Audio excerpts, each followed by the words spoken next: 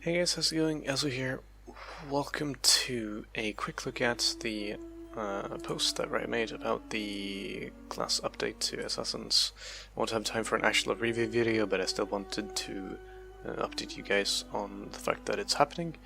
And as you all know, there has been, or there was a update to mages, as they speak of here, where several mages got some updates. Some of them very big, some of them very, well, minuscule.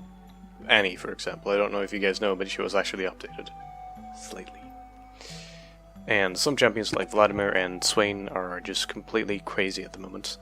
And you know, that's what happens when you do changes like that. It's kind of expected. So that brings us to the topic of Assassins being updated.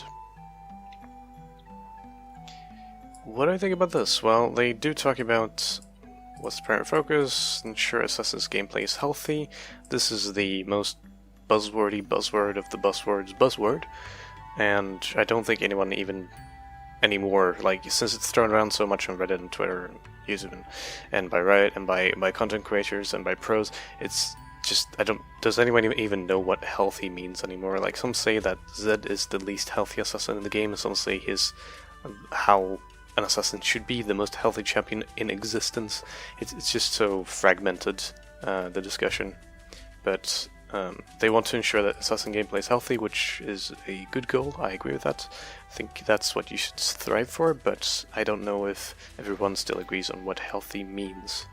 So they say playing as an assassin can feel very inevitable and hopeless, and all that stuff, especially once they start to snowball, giving opponents options to produce outsmart, blah blah blah. So they're talking about counterplay, back and forth, and to be able to do something,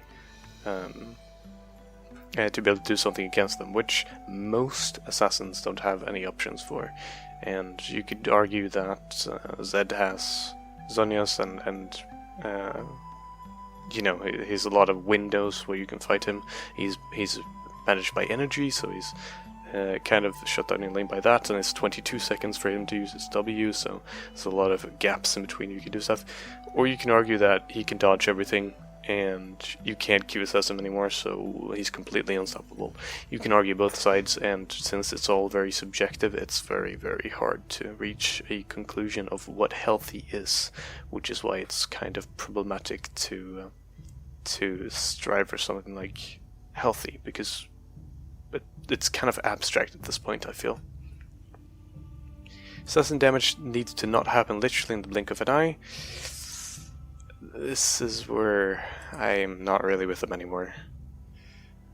Providing his opponents with a short window, and they keep saying the same thing. They want there to be an opportunity, a short window, an opportunity where you can't get bursted. Or rather, you can't just die in an instant, you can't do anything about it. Unfortunately, that's what an assassin is, pretty much. If they change that, bad times.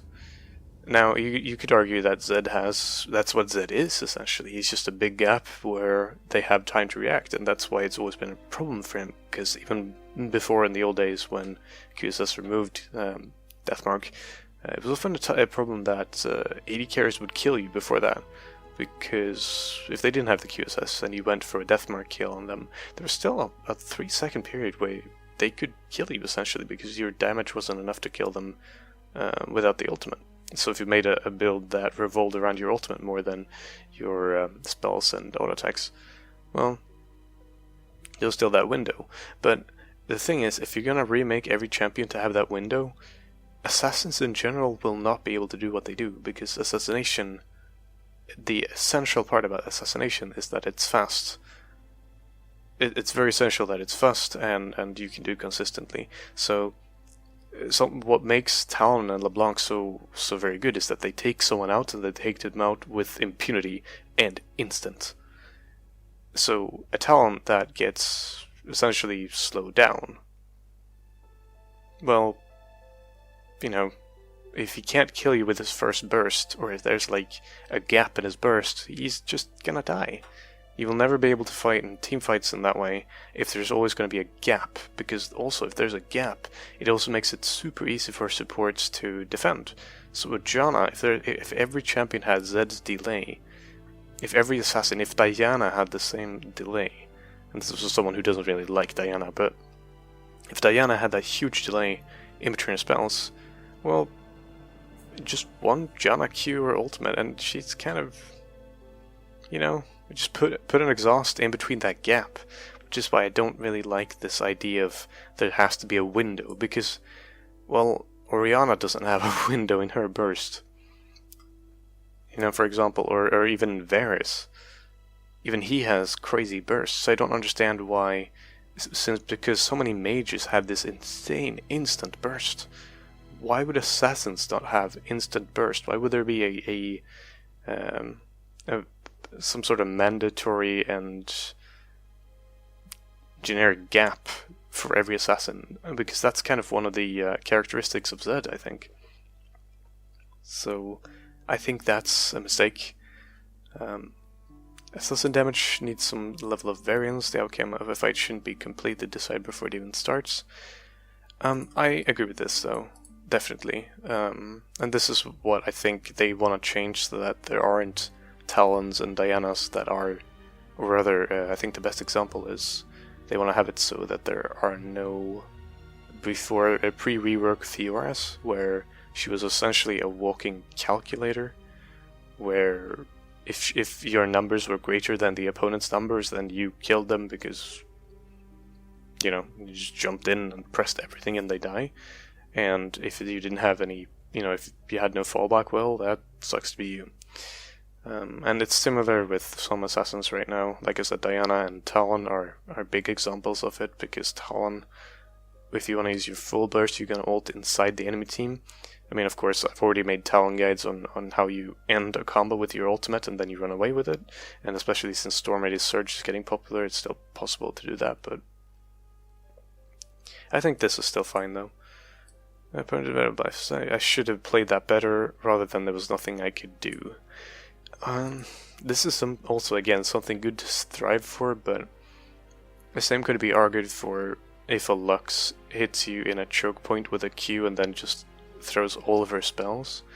Oftentimes, your first thought is never going to be, damn, I should have played that better. And even something like, if you do get massively outplayed by this Yasuo god, your first thought is never going to be, damn, I got outplayed.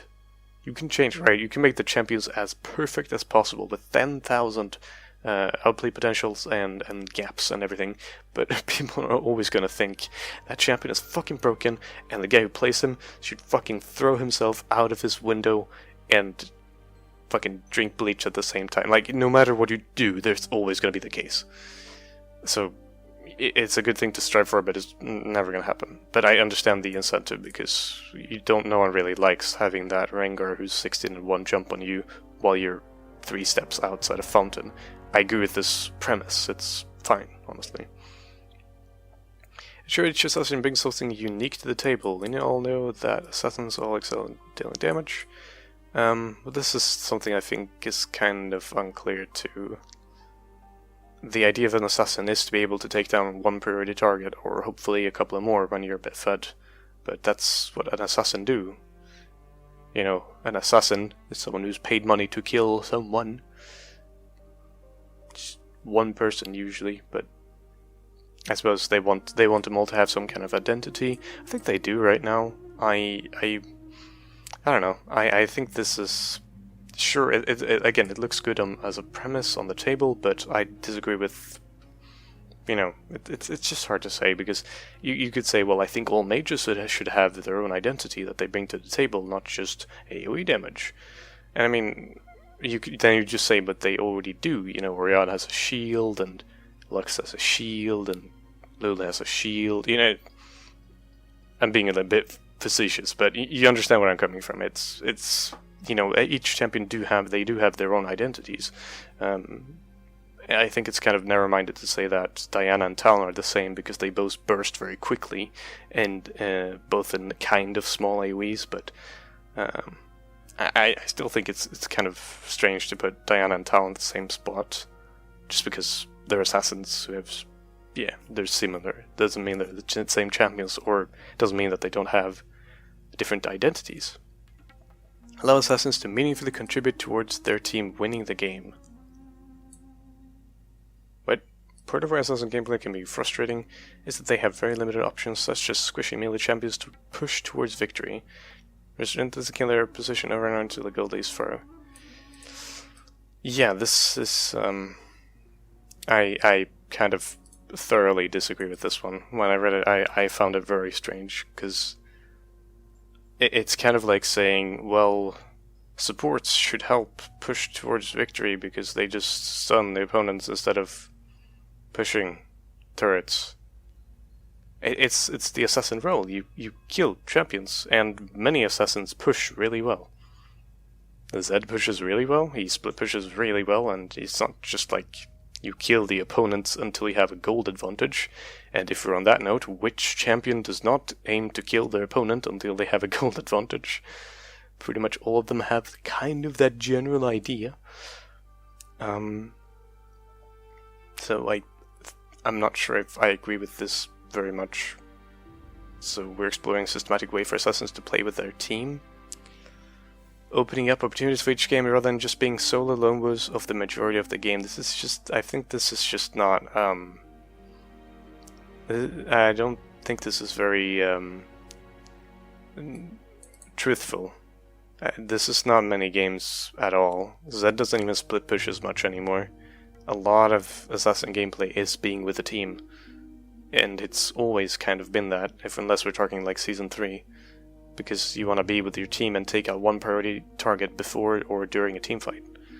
That's a big part of what you do. Making picks is important, of course, for assassins, but what is essential is that you take out a priority target in a team fight, or before a team fight, or clean up after a team fight. A lot of the assassin mechanics or gameplay revolves around team fighting.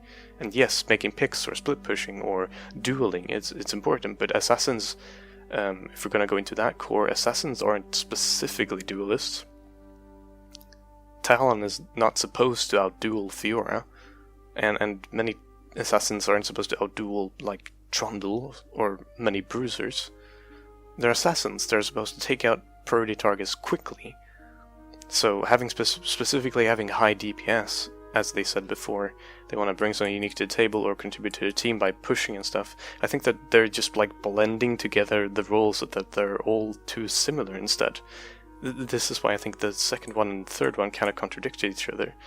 Like, they should bring something unique to the table, and then they should do something meaningful to contribute. Like, it feels like they say, oh, we want to bring something unique and cool, but they don't really stand out. They just want to be like the rest at the same time. It's very contradictory, I feel. So, I'm not sure if I agree with the premise here, and I might just be very conservative in League of Legends, but I think I'm not sure how you'd change assassins to something other than they are currently. I suppose we'll have to see when the changes go up, if whatever they end up doing, but yeah, I suppose we'll have to see. But that's my thoughts on it. At least if you have anything you'd like to add, you know, I'll be active in the comments. I always am. I read most comments. Actually, I read all comments, let's be fair. So, thank you very much for watching. I'll see you next time. Peace.